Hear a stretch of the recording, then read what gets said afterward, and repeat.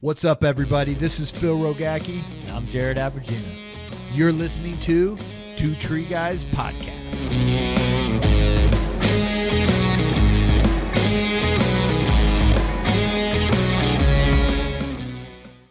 What's up, everybody? Phil Rogacki here, Two Tree Guy Podcast.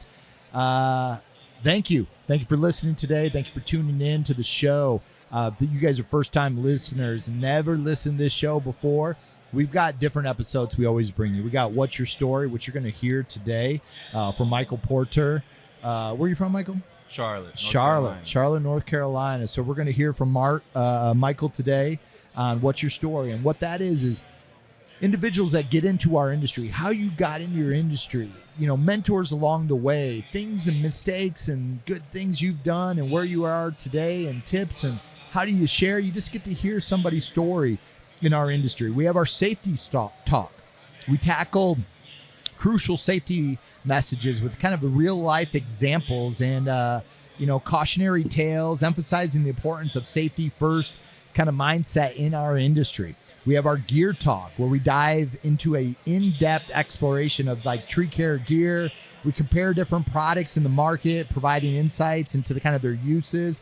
What works, what doesn't work, what we like. This product sucks. They need to fix this. You get to hear all that and products you may never even heard of. We have our training talk on here where, just a few tree guys talking about different kind of training, sharing valuable insights to help listeners kind of refine their skills and adapt new techniques in the tree care.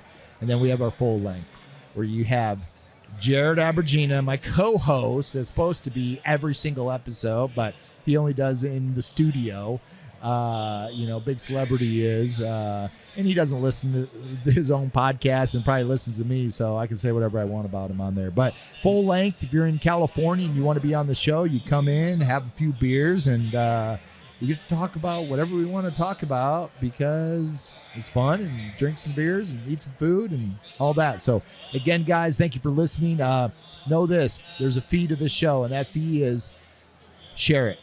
That's what it costs. So if you listen to it, if you got something out of it, if you laughed, if you go, aha, okay, I never thought of that. You took something, then give it back. Because other people out there too are going to laugh, and it's only for you to share it. When you guys share it, that's how the show grows. Not making money, I don't have all these sponsors and all this. This is how the show grows. The more you guys share it, the more people tune in, the more we're able to do these episodes for you guys. So, Michael, what's up, man? How are you? What's going on? You good? Yeah. Yeah? How's everything been going for you here?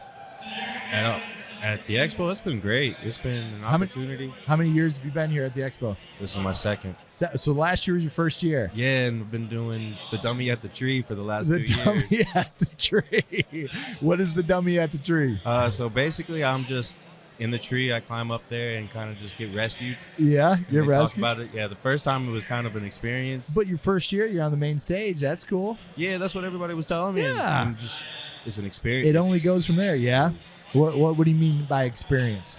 Well, tree work is no big deal. It's fun. It's every day. Crowds are a whole new thing. And so like doing tree work, it doesn't matter what size the tree is coming down. It's not that scary. It's just what's going to happen.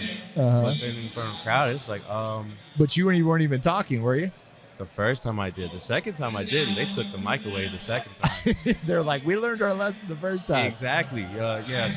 Cussing on stage is not probably the best way to go. No, you can cuss on this show. Oh, that's cool. That's fine. Yeah, you but cuss that on one, I didn't know I was mic'd, and I was saying certain words. And I didn't know I was mic'd. So it's just like I'm doing something. I was like, oh, fuck. And they're like, hey, live mic. I was like, shit. So this time they didn't give me the mic. They're just like, you can stay silent. If you want to yell, you can yell. I was like, no, I'll just climb. Yeah, you're like, fuck. Yeah. But no, it was good. It was good. The rescue went great this time around. She was doing good. Unfortunately, she kind of lost her voice with it after that one. But yeah, I mean, when you're here and you're on the main stage and you're teaching, there's so much adrenaline and everything, you don't even know. You're just giving everything you got. And you get done, you're like, you're exhausted. You're like, what the heck? And you're not even doing tree work, but you're exhausted mentally, Dude, physically, right? the hype, the excitement. It just drains you. Last night, it was like 12 hours of tree work. I'm good to go for the next day. I woke up this morning, I'm like, Sore. all right. Talking to everybody, saying Mhm. hi, smiling, walking around, and you know, for all you guys listening, this is at the TCIA Expo. We're in St. Louis right now, and this show is awesome. It really is, and largest tree care trade show in the world. You get to see all your friends from around the industry. Oh, dude, these aren't even conventions or expos anymore. These are family reunions. Family It's your reunion. first time coming to one of these, you're just getting introduced. Yeah, You're yeah, meeting the family. And you after gotta that, come. And this is only your second year. Wait till it's 10, 12, all that. oh, the family keeps growing. Every time is just meeting new people and just new friends and new family. New innovations, new equipment, Oh. new, you know, classes and courses. It's awesome. It really The whole is. learning experience. Well, let's dive into your story, man. Getting in the industry, how you got into it. Let's All hear right. it. Where are you So- from? Go from the beginning of your life. So, North Carolina, Charlotte, born and raised pretty much, scattered around here and there moving. But, so like my uncle did tree work, and at that time I was too young to understand what it was. And I just saw it and I was like, that's too much. But I was like 10. If I, go back and talk to my younger self, I would have been like, follow that, Yeah. continue on. You'd be great at this point. But it wasn't until like I was 26 until I got into tree work. 26. Yeah, it's been a minute. So it's like about 5 years now.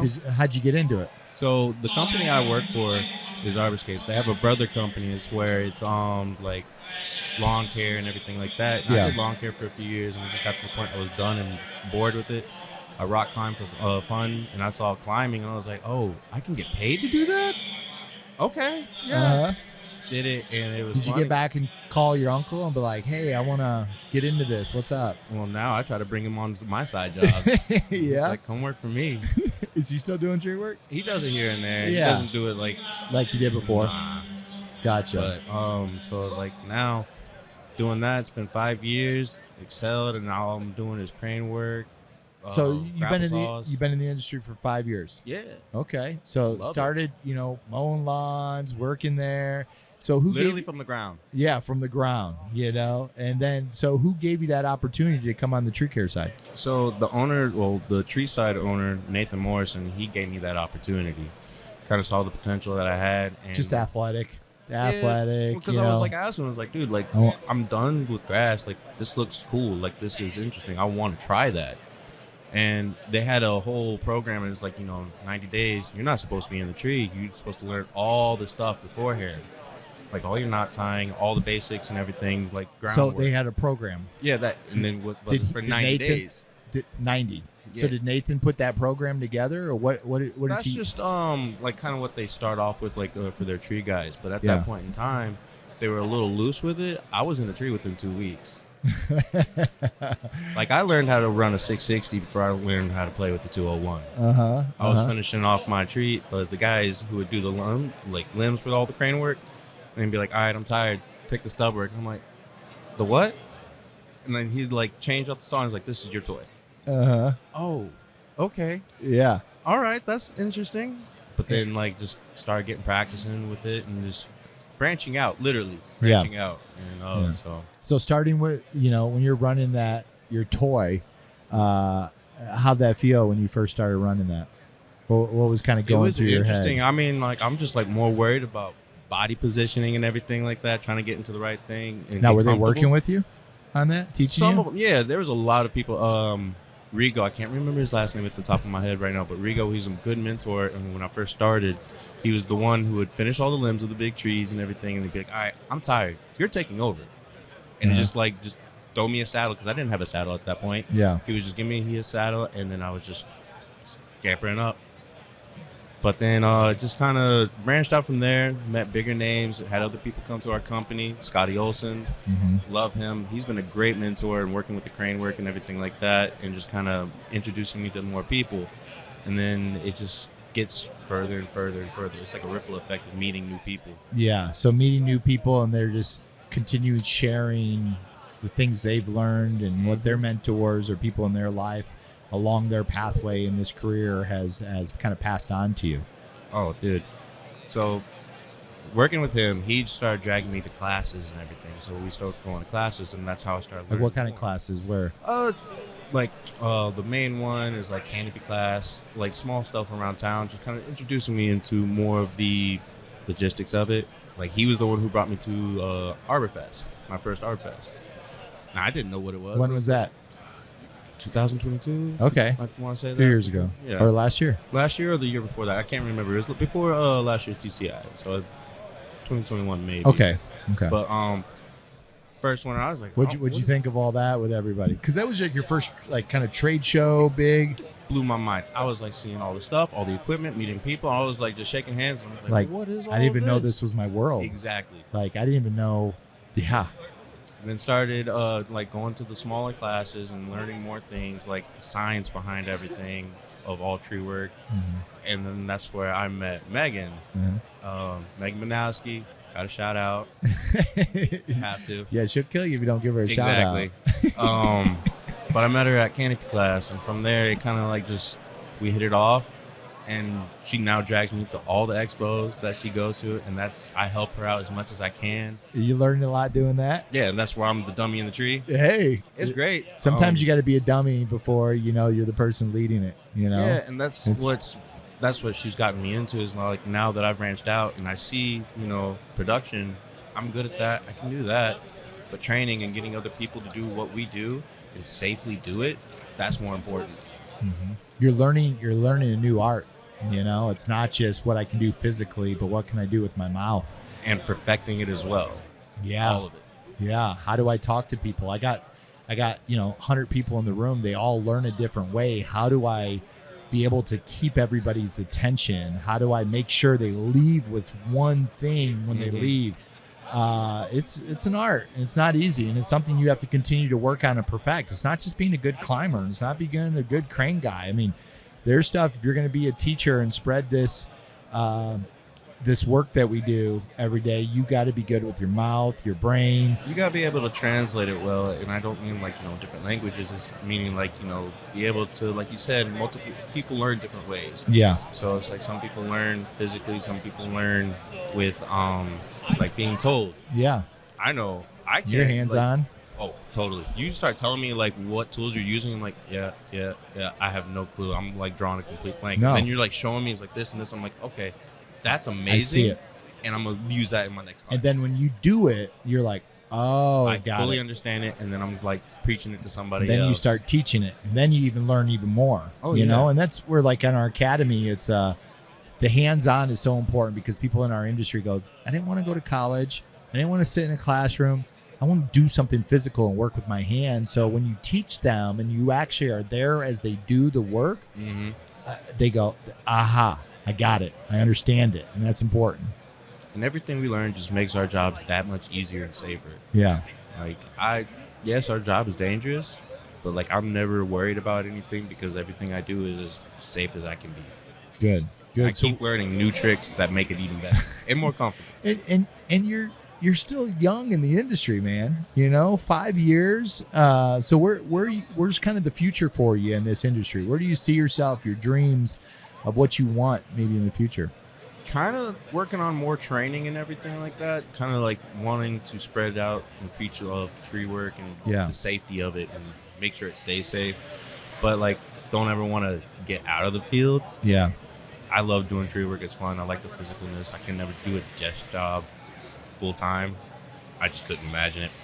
But I want to start traveling a little bit more and kind of seeing more what's out there for the tree work. Because everyone tells me, it's you stay in one place, you're never going to see everything. You're not going to learn everything you can.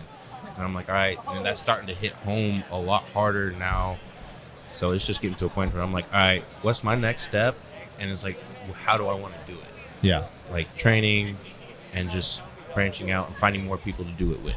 And there's a balance to that. Some people branch out for years and years and years and go to this place and this place and this place and this place and this place. And then eventually they go, holy shit, I'm almost 50 years old and I haven't stuck with somewhere. What am I going to do for the next 15 years? There's no plan in place. Right. So there's a balance to that where you learn when it's time to learn. And then when you're ready to put your roots down and figure out, okay, this is the future, because one day you can't climb anymore. I've been told. So thinking through that, having a good plan for that. What do I need to learn? Where are my goals from that? Doesn't mean your goals aren't going to change and the plan isn't going to change, but establishing something like that's important, so you're not wandering this world of arboriculture for years and years with nothing, and then looking back and saying, all this knowledge and all this education and all these skills that you have, what the hell am I going to do with it? And then you're trying to figure it out. Well, that's hard. It's going to be training other people, coming to these things and having my own classes. Good. Small goal. When do you want to have your own class here? When I get over my fear of crowds. Fear of crowds. Okay. Heights, I can deal with no problem. I'd rather be in heights than deal with like 20 people. Yeah. Okay. But working on it so that way it's not an issue. Well, you got to see the goal in your mind's eyes as if it's already real. So, picking a date and say, you know what? 3 years from now, I am going to teach my own class. That's what I'm going to do. 3 years. And every day you just kind of think about it. You talk about it. 3 years. Yep, 3 years. I'm going to do it. That's 2026. I'm going to do that. I'm going to teach a class in 2026. And eventually it starts getting closer. You start working on stuff, perfecting it, and you spoke it into existence. Put it out there in the universe. This is what's that book? Secrets. You ever read that book? No. They got it on Netflix called The Secrets. Okay. And it's pretty interesting of how you can manifest things in your life just by thinking it and imagining it and seeing it as if it's already real. And you eventually just start going that way. If I wake up and I stub my toe and oh man, this hurts. F this. It's gonna be the worst day. I can't believe this happened. Yep, it's gonna be the worst day. It's just gonna happen. You've set that pathway, and when you wake up and today's going to be a good day. It's going to be great. Well, I'm going to do good. I'm going to be safe. I'm going to inspire people. Eventually, your mind starts shifting that you're going to be able to do that. So set those goals. And that goes for everybody, man. Set those goals. Talk about it. And if it happens in 3 years, you'll be closer because you've been thinking about it than not thinking about it, kind of thing for that. That's awesome, man. That's awesome. So how does people get a hold of you? You got an Instagram? Yeah. And we're going to figure that out. One sec. All right, we're going to figure out the Instagram. At Hollywood 93. At Hollywood? Yeah, at 01 Hollywood 93. Okay, at 01 Hollywood 93. 93 for that. Awesome. And guys, I don't know if you'd be up for this, but a lot of companies that are out there around the country, I'm sure in the last 5 years and working with Meg and working in this training, and you're working with New Jersey Crane too, doing training with them. There's going to be some opportunities out there for you. And if anybody's listening and maybe they want Michael to come out there and maybe do a training or aerial rescue training, from 2 people, 5 people, those are some opportunities. You just want to see me work and actually like a backup contract is starting. Okay. That's the next step. Contracting? Yeah. Okay. They got some nasty trees or anything like that they need some help with, or maybe some pruning that they, hey, for this week, Joe's out of town. I need some help out there. Contact you. Appreciate that. Contact you. All right. How do they contact you? Through Instagram, phone number, email? Instagram and phone number, either way. What's your phone number? 704-977-5093. All right. Say it one more time. 704-977-5093. There it is, guys. You can get a hold of Michael and give him a call, and you'll come contract, teach a course, teach a class, something for you guys out there. Hell yeah. So in your 5 years of being in the industry, trade shows, Arbor Fest, working with New Jersey Crane and Noble Oaks, really, from crane work. Some people never even get into crane work, and that's some big stuff you're doing, with that in a short amount of time. What's some wisdom to the listeners that you can, just pass on something? As simple as don't be a jerk, or hey, that's always a given. Don't be a jerk. Don't be an asshole. But what's some wisdom? I can say is keep learning, keep finding new things to learn about, keep trying to dig in deep and make friends. That's all you can say. Like, make friends. Make friends. Yeah. That's a great one. Make friends. Say hi to somebody, talk to them, get to know them, get to know their name, where are they from, learn something. And people in our industry want to share. Yes. They really want to share. You know, when you go to climbing comps, any other competition in the world, nobody shares. They're like, I will kill you. My secrets. Yeah. And like, no, you go to a competition. It's like, yo, how did you do that? And they are fully explaining They're it to you. cheering for you, and that's the one that might beat you. They're like, oh, you got this. Let's do this. Our industry is very unique. So for that, so make friends. I love that. Simple. Make friends. You need a T-shirt that says that. Make friends. I'll look into that. Yeah. Appreciate you being on the show, telling your story.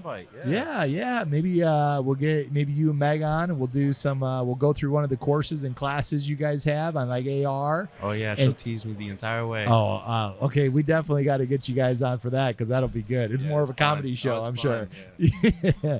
But everybody listen to the show. You know the fee. If you got something out of this, you learned something.